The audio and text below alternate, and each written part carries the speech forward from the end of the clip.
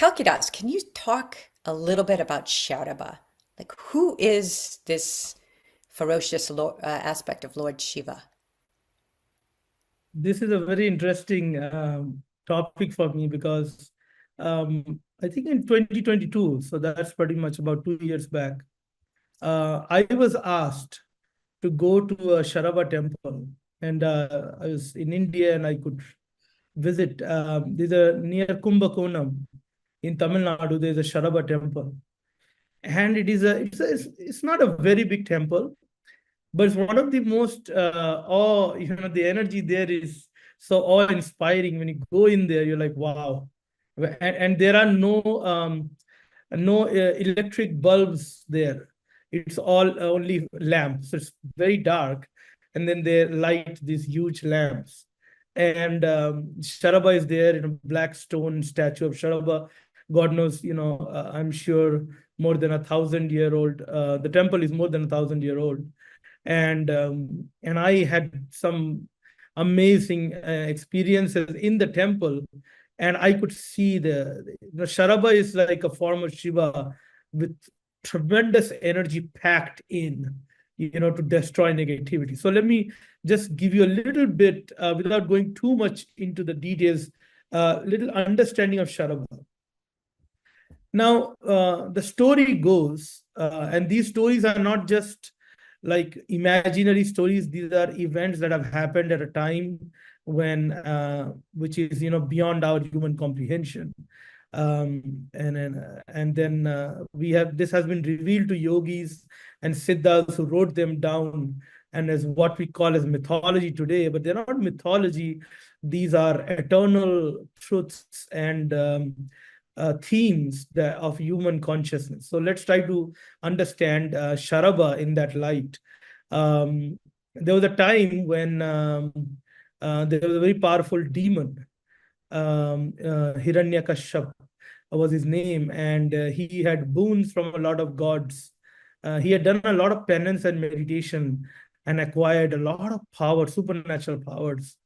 And his son was a great devotee of Vishnu, and he was worshipping the god Vishnu. He was a very, pure soul. His name was Prahlad. And his dad, the demon, did not like that his son should worship Vishnu, who is the one who kills all the demons. So his dad was very jealous that why is my own son worshipping this god Vishnu when I don't like him, and he kills the demons.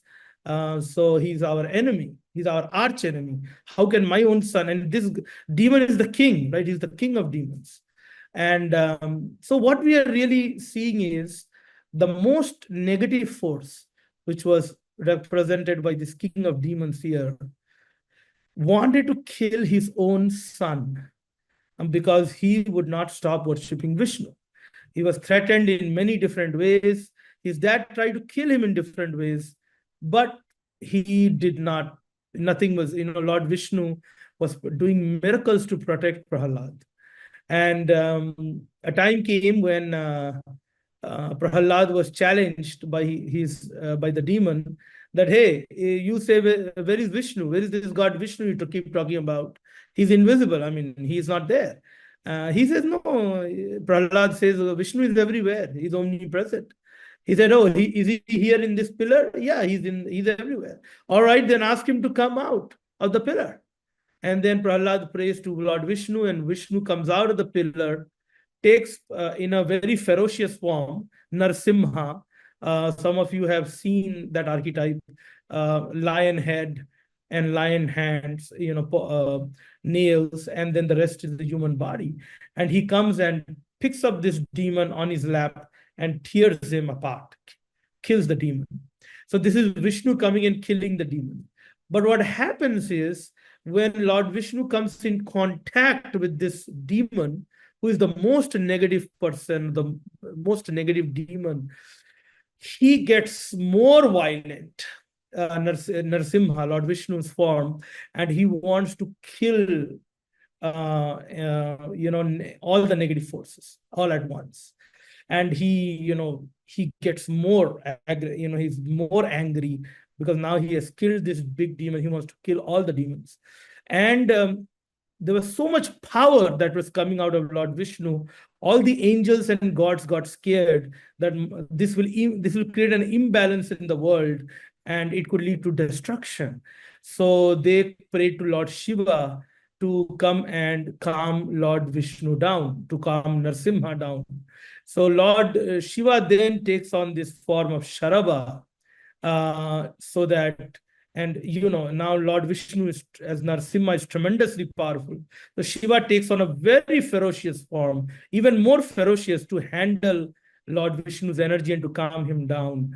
And the Sharaba is a bird, is a huge bird, and he has two wings, and one wing represents goddess Durga. Durga is the goddess who is the supreme goddess, mother goddess, who can give you protection, the highest level of protection.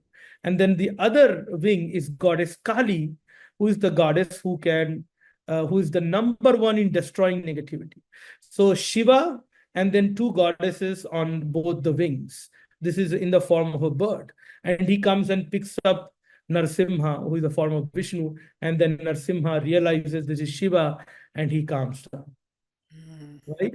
So we are talking about an archetype who can control even the power of Lord Vishnu.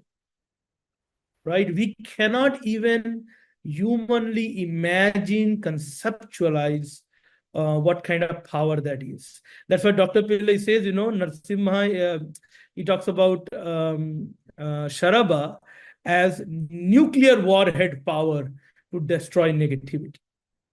And I like the fact that you talked about, the self-esteem, which is negativity is not just, other bad people out there, or the disease, or the problems you have with your colleagues, and, or with other people, but it's really also our inner issues, right? Our fears, our anxieties, right?